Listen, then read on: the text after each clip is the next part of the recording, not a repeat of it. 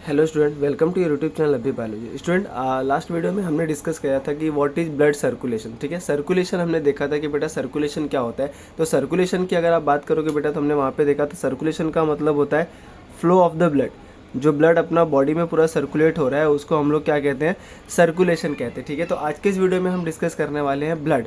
तो चलिए वीडियो को शुरू करते हैं। सो बेटा अगर आप ब्लड की बात करोगे तो ब्लड क्या है, it is a circulatory fluid. क्या है, सर्कुलेटरी फ्लूइड, जो अपनी बॉडी में क्या हो रहा है, सर्कुलेट हो रहा है। ठीक है, तो अगर थोड़ा सा बेसिक की अगर हम बात करें बेटा तो ब्लड क्या होता है। सो पहला पॉइंट जो आपको याद रखना है, blood is a circulatory fluid.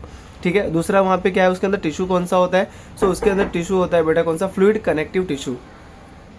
सो पहला पॉइंट हमें कौन सा याद रखना है कि जो ब्लड होता है बेटा उसके अंदर कौन सा टिश्यू होता है, तो फ्लूइड कनेक्टिव टिश्यू। अगर हम पीएच की बात करें सो ब्लड का पीएच कितना होता है हमारा 7.4, जिसे हम क्या कहते हैं, it is a slightly alkaline.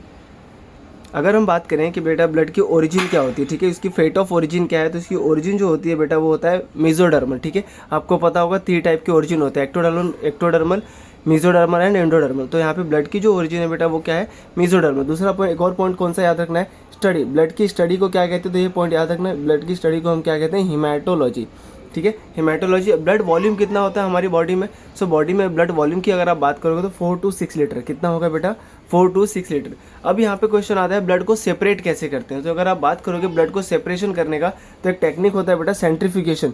Centrifugation का मतलब क्या, आपको ब्लड को एक वेसल्स में लेना है, एक वेसल्स में लेने के बाद आपको क्या करोगे, उसको हाई स्पीड में रोटेट करते हैं। क्या करते हैं, हाई स्पीड में रोटेट करते हैं, जब जिससे क्या होता है लिक्विड पार्ट और सॉलिड पार्ट सेपरेट हो जाता है। तो उसको बाय द सेंट्रीफ्यूगेशन हम ब्लड को सेपरेट कर सकते हैं। ठीक है, चलिए अब हम बात करते हैं ब्लड के कंपोजिशन के बारे में। अगर आप ब्लड के कंपोजिशन की बात करोगे तो उसको हम 2 पार्ट में डिवाइड करते हैं, एक तो सॉलिड पार्ट और दूसरा क्या होता है, लिक्विड पार्ट।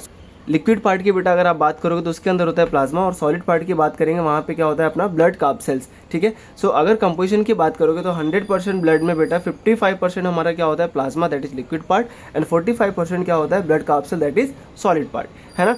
चलो अब यहाँ पे अगर सॉलिड पार्ट की बात करूँ तो बेटा यहाँ पे कौन कौन आता है, तो सॉलिड पार्ट की अगर आप बात करोगे तो यहाँ पे आएगा पहला इरिथ्रोसाइट, जिसे हम आरबीसी भी कहते हैं। दूसरा क्या आएगा, ल्यूकोसाइट, जिसको हम लोग डब्ल्यूबीसी कहते हैं। और तीसरा कौन सा होता है, थ्रोम्बोसाइट। थ्रोम्बोसाइट को हम लोग और क्या कहते हैं, प्लेटलेट्स। क्या कहते हैं इसको, प्लेटलेट्स। तो ये तीनों हमारे किसके अंदर आते हैं बेटा, सॉलिड पार्ट के अंदर। बेटा ये याद रखना है कि जो हमारा सॉलिड पार्ट होता है उसके अंदर 3 चीज़ें होती हैं, इरिथ्रोसाइट, ल्यूकोसाइट और तीसरा कौन सा, थ्रोम्बोसाइट, जिसको हम लोग आरबीसी, डब्ल्यूबीसी और प्लेटलेट नाम से जानते हैं। ठीक है, तो आज की इस वीडियो में हम बेसिकली डिस्कस करने वाले हैं और डीप में क्या, that is plasma, that is liquid part. So liquid part की अगर आप बात करोगे बेटा तो वो क्या होता है 55%। उस 55% में बेटा 90% बेटा आपका क्या होता है, वाटर होता है।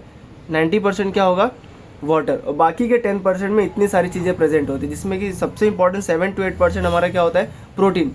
ठीक है, तो याद रखना है कि जो प्लाज्मा होता है वो 55% total composition of blood, and also जो प्लाज्मा होगा वो कितना, उसमें 90% हमारा क्या होगा बेटा, वाटर। अब आगे अगर हम बात करें प्रोटीन, तो ये कितना होता है 7 to 8%। कितना होगा protein, 7 to 8% of total blood, या फिर टोटल प्लाज्मा, है ना। चलो सो बेटा अगर हम देखें तो कौन कौन सा प्रोटीन प्रेजेंट होता है, तो 4 टाइप के प्रोटीन प्रेजेंट होते हैं हमारे प्लाज्मा में। पहला एल्बुमिन, दूसरा फाइब्रिनोजन, ग्लोबुलिन और चौथा प्रोथ्रोम्बिन, है ना। ये 4 टाइप के प्लाज्मा प्रोटीन होते हैं जिनका बॉडी में अलग अलग फंक्शन होता है। ठीक है, जैसे कि एल्बुमिन प्रोटीन जो इसमें ड्रग बाइंड करने का काम करता है, फाइब्रिनोजन जो किस में हेल्प करता है बेटा, क्लॉटिंग, किस में हेल्प करेगा, क्लॉटिंग में हेल्प करेगा। और ये ग्लोबुलिन क्या बनाता है, इम्यूनोग्लोबुलिन बनाता है, जो आपके इम्यून सेल्स होते हैं इम्यूनोग्लोबुलिन बनाने का काम करता है। ठीक है, तो ये जो चारों प्रोटीन्स होते हैं बेटा उनका अलग अलग फंक्शन होता है, जैसे कि जो अब लास्ट में भी देख रहे हो कौन सा है, प्रोथ्रोम्बिन, तो वो भी हमें किस में हेल्प करता है, वो भी हेल्प करता है हमें ब्लड क्लॉटिंग में। ठीक है, सो पहला क्या है देखा हमने, वाटर, दूसरा प्रोटीन, तीसरा अगर आप देखोगे तो हमारे ब्लड में प्लाज्मा में बेटा बहुत अलग अलग टाइप के सॉल्ट्स प्रेजेंट होते हैं, इनऑर्गेनिक सॉल्ट, जैसे कैल्शियम, क्लोराइड, मैग्नीशियम, फेरस और पोटेशियम। तो ऐसे अलग अलग टाइप के सॉल्ट्स भी प्रेजेंट होते हैं। ठीक है, अब उसके बाद अगर आप बात करोगे तो फूड, तो प्लाज्मा में ही हमारा फूड मटेरियल भी प्रेजेंट होता है, जैसे ग्लूकोज, है ना। ग्लूकोज का फंक्शन क्या होता है हमारी बॉडी में, एनर्जी प्रोवाइड करना। अमाइनो एसिड, है ना, जो किसका ब्रेकडाउन होने पे अमाइनो एसिड बनता है, तो प्रोटीन का ब्रेकडाउन होने पे अमाइनो एसिड बनता है।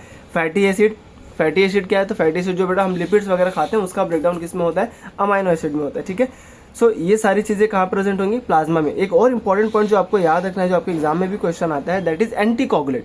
अब ये एंटीकोगुलेंट क्या होता है, जो ब्लड है बेटा उसको कोगुलेट नहीं होने देता। क्या नहीं होने देगा, कोगुलेट नहीं होने देगा उसको हम लोग क्या कहते हैं, एंटी कोगुलेट। तो उस एंटी को हमारी बॉडी में जो ब्लड रहता है बेटा वो कोगुलेट नहीं होता। जैसे हम हमारी बॉडी में कुछ भी, सपोज ये हमारा सेल है, अगर यहाँ पे थोड़ा सा भी कट लग जाए तो क्या होगा, ब्लड ब्लीडिंग होने लगेगा, आप लोग क्या होगा, ब्लीडिंग होगा। बट वो बॉडी के अंदर ब्लीडिंग क्यों नहीं हो रहा है, बिकॉज ऑफ हिपैरिन। हमारी बॉडी में क्या प्रेजेंट होता है, हिपैरिन प्रेजेंट होता है, जिसकी वजह से ब्लड अपनी बॉडी के अंदर कोगुलेट नहीं होता, जिसे हम क्या कहते हैं, एंटी कोगुलेट। उसके बाद अगर आप बात करोगे बेटा तो प्लाज्मा के अंदर कुछ वेस्ट भी होते हैं जो हम वेस्ट प्रोड्यूस करते हैं by the various metabolic activity.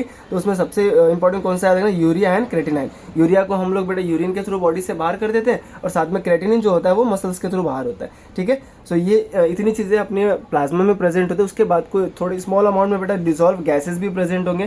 क्या प्रेजेंट होंगे, डिजॉल्व गैसेज, और कुछ कुछ रेगुलेटर भी प्रेजेंट होते हैं, जैसे कि वाइटामिन्स हो गए, हार्मोन्स हो गए और एंजाइम हो गए। तो ऐसे रेगुलेटर भी प्लाज्मा के अंदर प्रेजेंट होते हैं, ठीक है। तो ये बेटा ओवरऑल हो गया हमारा क्या, प्लाज्मा, या फिर ओवरऑल कंपोजिशन हमने किसका देख लिया, ब्लड का। नेक्स्ट वीडियो में मैं आपको बताऊंगा, नेक्स्ट 2 या 3 वीडियो में हम लोग डिस्कस करेंगे बेटा erythrocyte, leukocyte and thrombocyte. But आपको यहाँ पे याद रखना है कि ब्लड का कंपोजिशन क्या होता है। तो sir it is consist of 55% of liquid part and 45% of solid part. Liquid part contain plasma and plasma contain various things like water, protein, salt, food, anticoagulant, waste and dissolve gases and some regulators, ठीक है। ये पूरा हमारा क्या हो गया बेटा liquid part. और सॉलिड पार्ट में क्या क्या होता है, एरिथ्रोसाइट, ल्यूकोसाइट एंड थ्रोम्बोसाइट। तो ये बेटा आई होप आपको ये सारे पॉइंट क्लियर होंगे। इसका स्क्रीनशॉट लेके आप अपने पास रख लो, ताकि आप इसका नोट्स भी अपने साथ बना के रखना, ताकि आपको एग्जाम में पढ़ने में हेल्प हो, ठीक है। अगर आपके जो भी फ्रेंड आपके क्लास 12th में या नीट का प्रिपरेशन कर रहे हैं उनके साथ ये वीडियो को जरूर शेयर करना। और आप चैनल पे अगर नए हो तो बेटा चैनल को भी सब्सक्राइब जरूर करना,